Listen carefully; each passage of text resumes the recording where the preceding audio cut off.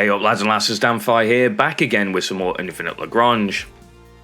So today we are looking at the sort of adjustments to the rating criteria when you join these alliances or the communities that they've stated. So we need to talk a bit about that. And the patch dropped, so we are going to see this, actually don't know the date because I haven't actually read through the patch notes yet. All this. So we'll read through both anyway. I think the patch though is going to happen potentially tomorrow even. So I'll have a quick look and I'll talk through a bit about that as well. So first off, we have Greetings Explorer. In the previous gameplay preview, we introduced three types of orgs: the clan, guild, and union. Communities and adjustments to the star system development rating were also part of the introduction.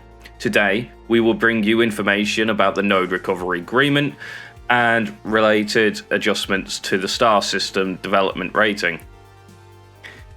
So, adjustment to signing requirements. Pioneers that are independent of any org can sign the Galactic Mutual Cooperation Agreement and become collaborators when the base zone level reaches level 2. Once the org level reaches level 2, the org leader can sign the agreement on behalf of all org members. Limit on the quota of orgs will no longer apply to collaborators, pioneers, or orgs that choose to sign the Galactic Mutual Cooperation Agreement cannot establish or join any community. Instead, they can only accept to recruit collaborators. Orgs that have joined a community cannot sign the Galactic Mutual Cooperation Agreement. I have no idea what that says. Galactic become collaborators. So you have collaborators. Are these? I guess these are separate then to the guys that just don't sign. And then that's something to do with the orgs. That's a bit of a weird one. We'll read through. Maybe they sort of describe it a little bit better down here, because that I'm struggling to work what's going on in that one, to be honest with you. So, Stellar Guardian, meeting any of the following criteria would qualify for the Stellar Guardian rating in the Star System Development Rating. Rating 1, the signing org occupies the airspace where the Stargate is located. The total occupancy of the signing org and the agreement issuer in the star system is no less than 40%. Occupancy of the org in the star system is greater than 0%. And reward among all the signing orgs, the top 6 in terms of occupancy, excluding the agreement user, will be rewarded with various amounts of dawn points. If the number of signing orgs is less than 6, rewards for the missing parties will not be issued. First place, 48,000, 40,000, 24,000, and 16,000. So there you go, there's your rewards, first, second, third, and fourth to sixth. And after the org has acquired dawn points, the points will be shared between all org members. Each member receives up to 1,000 points. The surplus will be lost. Okay. So these, I think, are not to do necessarily with orgs, but are to do with the communities, the alliances, as it were. And then each of the alliance members will rate first, second, third, fourth, and then fourth to sixth, depending on how much occupancy they have. Is that how that's working? Rating criteria 2. The signing org occupies the airspace where the Stargate is located. The total occupancy of the signing org and the agreement issuer in the star system is no less than 20%. Occupancy of the org in the star system is greater than 0%. Reward among all signing orgs, the top 6 in terms of occupancy, excluding the agreement user, will be rewarded with various amounts of dawn points, blah blah blah, same as above. First place 24,000, second place 20,000, third place 12,000, and fourth to sixth 8,000. About half of what rating criteria 1 is. Org prestige points rules. Each org will require or acquire 2 org prestige points for every 1% of its occupancy. Occupancy that is less than 1% will not be counted. Okay, so no. This is basically what the old system is. So this is for single organizations, so be it clan, guild, or union. And you'll get rewards based on this. This is not to do with the communities at all. So then we have the meeting of any following criteria would qualify the glory collaborator, rating the star system development rating. So this is similar to the node recovery, where you have 2 agreements. Some of your orgs can sign up for that second agreement, and they have a different rating criteria to the main first agreement. So to go along with that, you have the rating criteria 1, the total occupancy of the signing org and agreement user in the issuer in the star system is no less than 30%. Occupancy of the org in the star system is greater than 0%. Reward among all the signing orgs, the top 6 in terms of occupancy, excluding the agreement issuer, will be rewarded with various amounts of dawn points. If the number of signing orgs is less than 6, rewards for the missing parties will not be issued. When it's saying about less than 6, it means less than 6 organizations has signed. So yeah, this is nothing to do with communities either.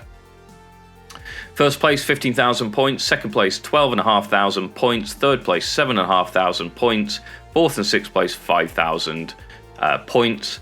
After the org has acquired dawn points, points will be shared between all org members. Each member receives up to 3,000 points. The surplus will be lost. Rating criteria 2 is no less than 20%.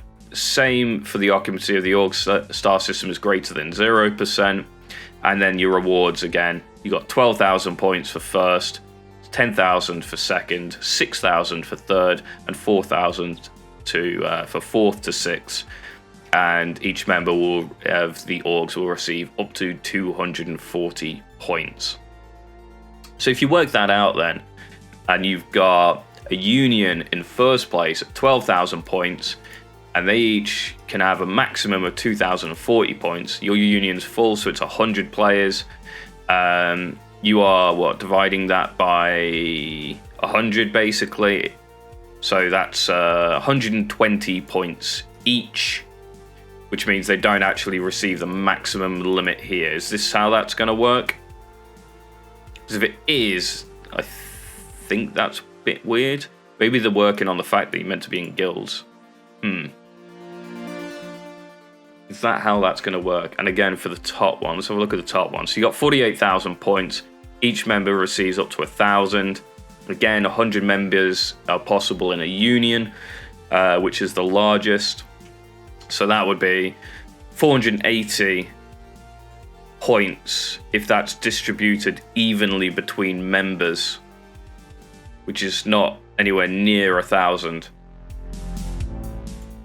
We're going to have to see how this works in-game after a season, I think, because that doesn't quite add up, if that's the way I'm understanding it anyway. So, org prestige point rules. Rewards. Each org will acquire 2 prestige points for every 1% of its occupancy. Occupancy is the same as above. That's all for Clan, Guild and Union and Community Gameplay Preview. All the new content will be delivered on the update on July the 27th. I am recording this July 26th. This will be out in the evening. We are committed to building an immersive and exciting Lagrange network. Our hope is for all the orgs and individuals to become diverse and vibrant parts of the network. Thank you for your support and love for Infinite Lagrange. Okay. This is all rather confusing. Again, I think we'll have to see how it quite works, or I'm just going to have to sit down for like a good couple of hours reading through it over and over again until I kind of work out how that works. Because, when they're saying this point will be shared between all org members, if it's 100 people in a union, 48,000 points is only 480 points each, which isn't 1,000 points. and it receives up to 1,000 points. So that's how I'm currently reading it. It might not include individual agreements here, though. That could be something that's maybe up to 1,000 points. No, because then it wouldn't be up to 300 in the other versions, would it? Yeah, that's a little bit of a weird one, to say the least. So, yeah, we'll work this out when it gets going. I will send some messages off over to the devs and see if I can get some clarification on some of this, to see what the sort of ideas are about that. We also have the patch notes, so let's jump in here and have a quick look, see if there's anything different. New org structure is now live. When creating an org, you can choose from clan, guild, and union. Clan, closely linked with initial size of 10 members, can be expanded to 30 with org talents. It offers Clan's Warehouse, which enables the exchange of resources between clan members. So this means that if you're in a community, I don't think you'll be able to move resources between community orgs. Then have the guild, military focus. The initial size is 20 members, which can be expanded to 50 members with org talents. The unique guild's Dockyard enables the exchange of ships between members, to share the benefits of each other and make up what the others lack. So this is quite a good one, especially you've got a few whales and they might not be using some maxed out ships. You could potentially use this to, give some of your newer players some extra firepower. And then we have Union, which is a huge org with an initial size of 30 members, which can be expanded to 100 members with org talents. It has a stronger commanding capability, which enables collective actions between members. This sounds like the unions are the only ones that will have access to that operation where you can send in and give fleets to commanders and stuff like that. So that's potentially what they mean by that commanding capability and the collective actions between members. That's my guess there, which would sort of make sense, I think. We then have the new org operation. Upon reaching level 3 and level 6, each org will receive one org operation quota. The leader of the org can create an org operation and appoint any org member as the commander. All org members can access the org operation through the new command used by consuming one seat of the operation quota. Okay, so no, this does say it's pretty much for everyone, right? Appointing commander can command delegated fleets to transfer, guard, and attack within the scope of the org op at the cost of certain action points. So yeah, no, it does seem that, all of the orgs will get the ability to do that. So I don't know what this commanding capability is. Do they mean it's a commanding capability because you've got, 100 members instead of 50 or 30? Maybe that's what they're referring to there. The new org talents. All orgs will receive corresponding talent points when leveling up. The leaders of orgs can use talent points to unlock org talents, which can be used to increase the max number of members, improve the space station's defense, promote mining efficiency. That's interesting. And enhance functions, including Clan's Warehouse, Guild's Dockyard, and org operation. Unlocked org talents can be reset under certain conditions. Okay. So as we can see here, we have promote mining efficiency. I'm guessing that's going to be more clan focused. Space station defense. I'm not sure. Maybe guild. It could be union, that one as well. Given guild is their idea of more PvP focused, space station defense sounds maybe something down their route. I wonder what that affects. I'm guessing this will affect operations, outposts maybe, give them more firepower so they can defend themselves. But at the end of the day, if they want your outpost dead, I don't think that space station defenses thing's gonna really do much. That's gonna have to be something we have to check in game, I think. In an exploring star system, eligible orgs can establish or join a community by signing a star system agreement. Orgs that have a community will participate in the star system development rating as a whole. Orgs that do not join any community will still participate in the star system development rating with other communities and independent orgs. Members of different orgs within a community can use the community chat channel to communicate with all members of the same community. This is something that I really love because, if you are in an alliance, you'll understand the difficulty it is of organizing and setting up operations for multiple unions that can't talk to each other except via Discord. Having that, it lets your alliance grow a bit stronger together. You can talk to each other a bit, give people, this scout's going over here, we need to kill it, it's closer to your guys, and not having to, alt tab and copy and paste the coordinates and stuff like that. So that's just like a really nice thing. Org members of the same community will not trigger battles, and members of different orgs within the community cannot use each other's construction operation for warp drive. That's fine. I have no issue with that, to be honest. I think that should be kept separate anyway. The not triggering battles, though, is amazing. Again, I'm sure people in the alliances have seen it, and it might have even happened to you where you're flying around in joint strike operations, and you fly into your mates and just start blowing each other up, and then you have to retreat one of your guys, and then you've lost a fleet off the battlefield anyway, and he's got to warp all the way back, and yeah, it's a pain.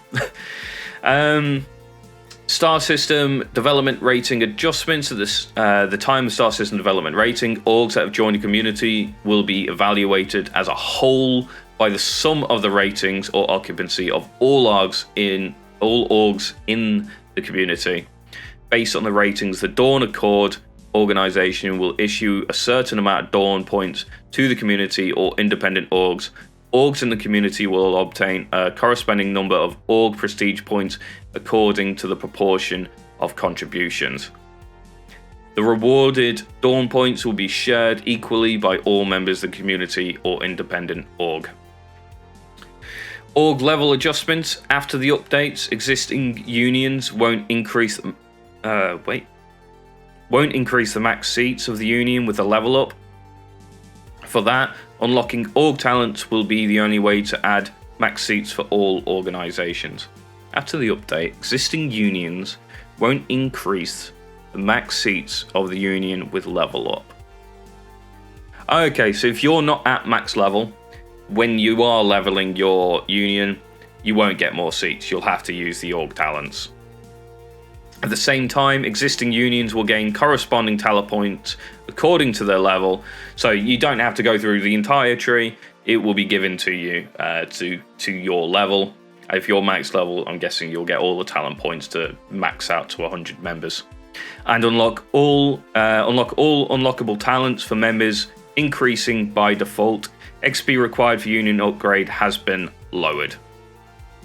That's good, because some of the time that it takes to get some of the XP if you're in smaller unions, it's difficult. It's a long process. Changing the mission of Org Event, no strength without unity, from the more the better into Rising Star. New addition and adjustment details across some star systems, adjusted signing conditions, evaluation criteria, and rewards for the Galactic Mutual Cooperation Agreement and the Node Recovery Star System. The threshold for signing the Galactic Mutual Cooperation Agreement has been lowered, and the limitation on the number of individuals and org signing has been lifted. The Galactic Mutual Cooperation Agreement evaluation criteria will have been adjusted to increase the number of orgs that can be rated and rewarded. Added instruction and guidance for some main missions in the Dawn Exploration Agreement star systems. And there's a bug fix that caused misplaced Interstellar Caravan, one of the unlocked functions to complete the galactic event, despite difficulties in the star systems of the Data Rescue Agreement. So we are getting clans, guilds, unions, and communities tomorrow, which is fantastic. Means we can actually dive in, have a proper look at how everything works, and I can try and give you a bit more information on how stuff works, because some of the times this isn't the best worded in terms of, you know, just being able to read it, and doesn't sort of show off a lot of features sometimes. So yeah,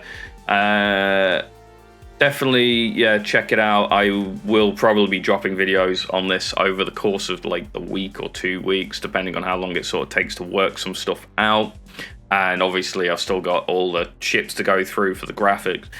So yeah, it might be a little bit postponed, but I'll see what I can do about trying to get most of the information out to you guys that I can sort of divulge once this patch drops tomorrow.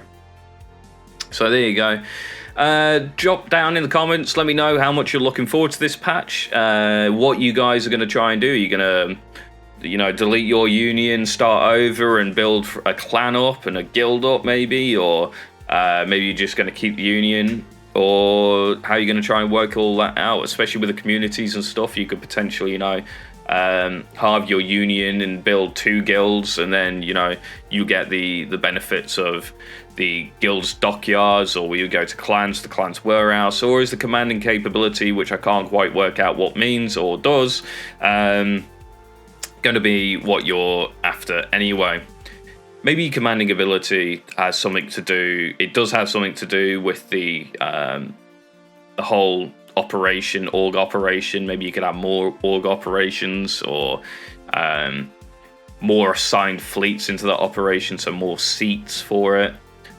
Maybe it's something down that route, which again, also pretty useful, I think, potentially. So there we have it. Thank you guys for watching. Don't forget to like, comment, and share, and subscribe, and all of that stuff that every single YouTuber in the entire platform asks, because the algorithm loves it. So again, thank you guys, and I'll catch you next time.